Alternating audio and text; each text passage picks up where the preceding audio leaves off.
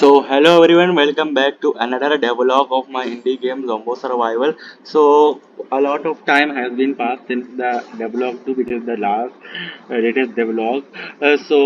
I have been working a lot on the game and I have made quite improvements which I wanna show. So first of all, as you can see here, we have some good animations for the name and the buttons which look good for me, and we here have a campaign mode and a defense mode, which I will go more into the later. And I also upgraded the shop to add more abilities and fire types. As you can see, we have so much upgrades in here, and a description which tells about the upgrade and what it does. And here is our equip, where we can equip different types of fires, which is really simple. And this is just our stat upgrade, where we can upgrade our stats. And here of course is the bestiary, which tells about the each enemy's types.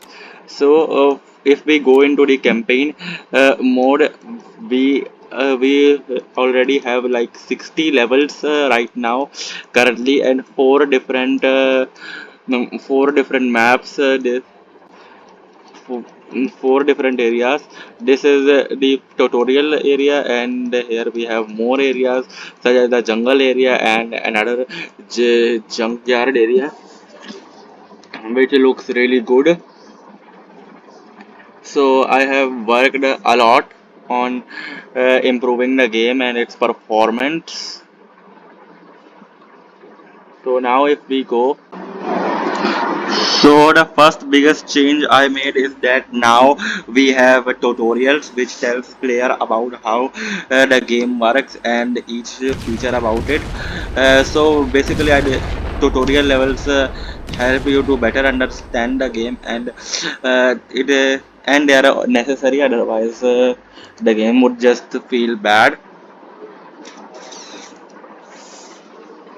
So I have implemented a lot of tutorials about on both modes, on the campaign mode and on the defense mode, which now let's cover it.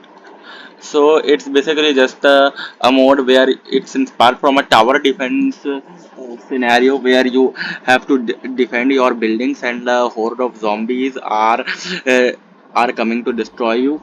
Here, as you can see, you have some buildings, as this building on the right and left. Here you have the main building on top, here, as you can see. So the gameplay mechanics for this is to just you have to kill zombies and defend your buildings.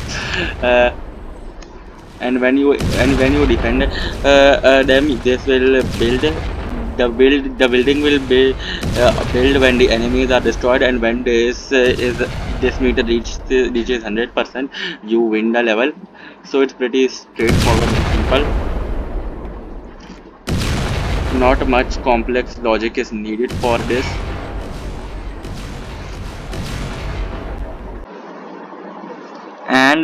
And for those who want to see more changes, I have redesigned the enemy AI, which is the zombie AI. So now in defense mode, they will chase the buildings as well. As you can see, some zombies are chasing me and some are going to destroy the building, and we can distract them using this new function I made, which is as a basically a drone. You can send a drone with pressing a button, this button, and as you can see, the zombies are all going to chase it.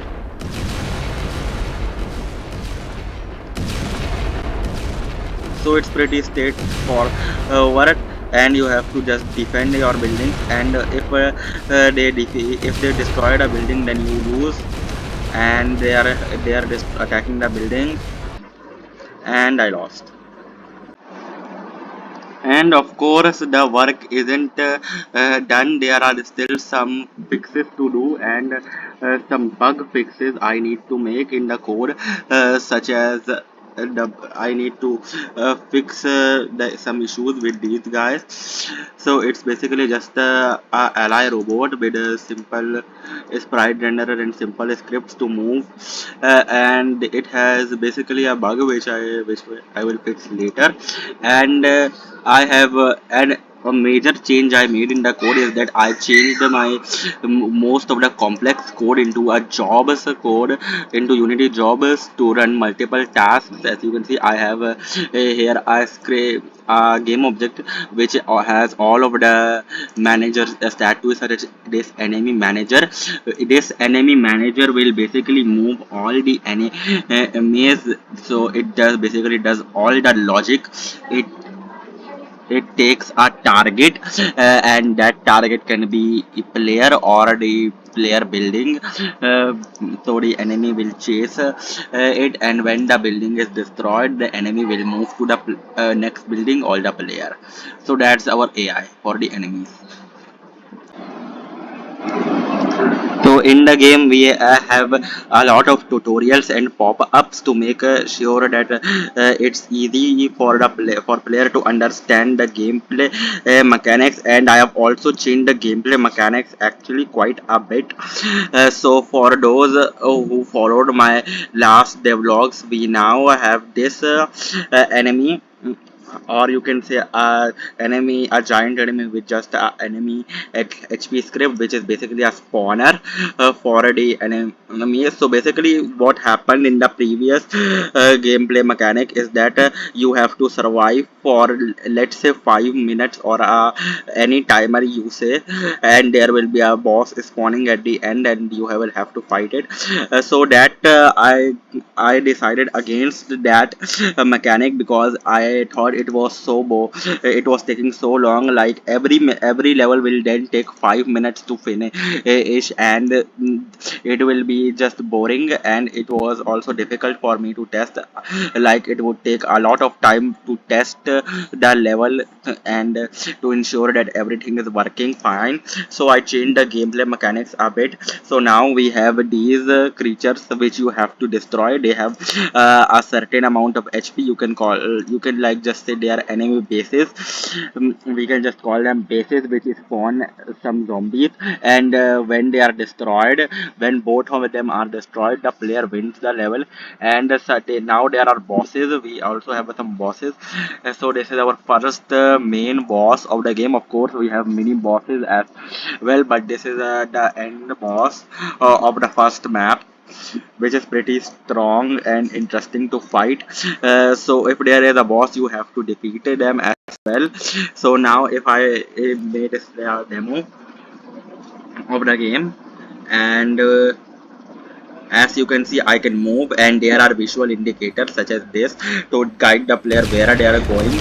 And I also have extra lasers and firepower to destroy these buildings, and they also fire some amount of fireballs which attack the player. So you have to be careful. And as you can see, the boss is here, and I can use this ability to distract him, and he is distracted, and I can attack him now. So I am using basically a keyboard to control the player and control the movement, but you can also use the buttons.